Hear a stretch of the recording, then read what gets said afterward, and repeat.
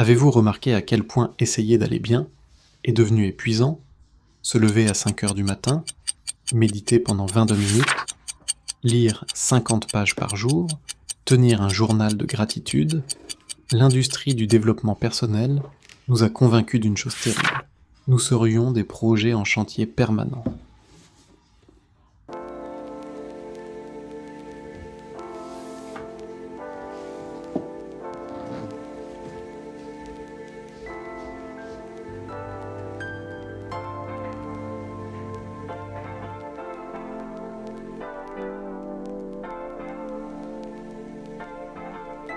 Bonjour, et bienvenue sur De Simples Cures. Aujourd'hui, j'ai décidé de tout arrêter. Nous allons déconstruire cette arnaque de la productivité toxique. Je vais vous montrer comment trouver la paix, en vous autorisant enfin à être merveilleusement imparfait.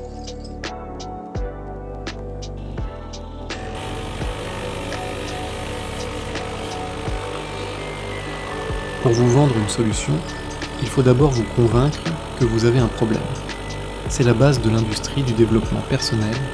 Chaque livre, chaque podcast, chaque vidéo de morning routine vous envoie un message subtil mais dévastateur. Vous n'êtes pas assez productif, pas assez zen, pas assez riche, pas assez matinal. On nous vend l'idée que si nous cochons les bonnes cases tous les jours, nous atteindrons un état de perfection où le stress n'existe plus.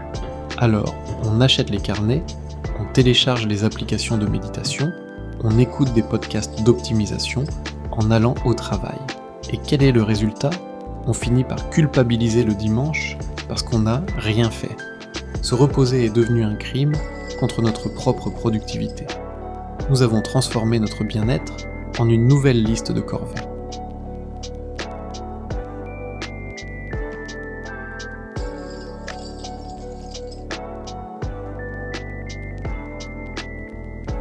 Il y a une phrase qu'on entend partout. Deviens la meilleure version de toi-même. Mais y avez-vous déjà vraiment réfléchi? La meilleure version, c'est un horizon. Et par définition, un horizon recule à mesure que vous avancez. Vous ne l'atteindrez jamais. Vous êtes un être humain, pas un smartphone qui a besoin d'une mise à jour logicielle tous les 6 mois. Il est temps de réhabiliter le droit d'être moyen. Le droit d'être fatigué. Le droit d'avoir des défauts avec lesquels on vit très bien. Le vrai lâcher-prise, le vrai slow living, ce n'est pas d'avoir une vie parfaitement esthétique et contrôlée. C'est d'accepter le chaos.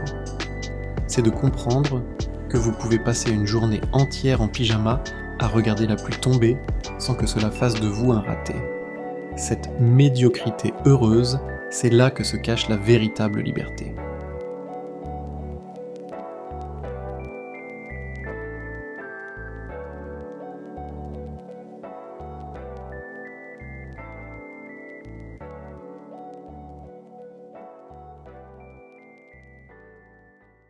Alors, comment on sort de ce piège?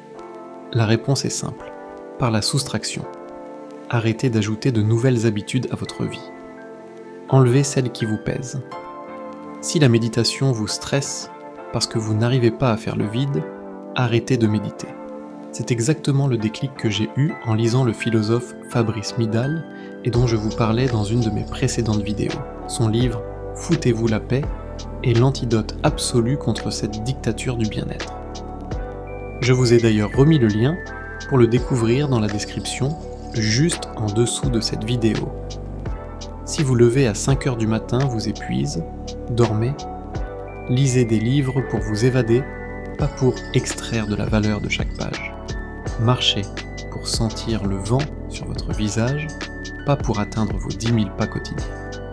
Retirez l'injonction de rentabilité de votre temps libre. Le développement personnel vous a menti. Vous n'avez pas besoin d'être réparé parce que vous n'êtes pas cassé. Vous portez déjà suffisamment de responsabilités dans votre vie professionnelle et familiale. Ne faites pas de vous-même votre pire patron. Je vous donne aujourd'hui la permission officielle d'abandonner votre quête de perfection. Posez les armes, respirez, et vous? Quelle est cette routine bien-être ou cette injonction qui vous épuise secrètement? Dites-le moi en commentaire, faisons de cet espace un lieu où l'on a le droit de tout relâcher. Prenez soin de vous. et surtout, foutez-vous la paix. À très bientôt.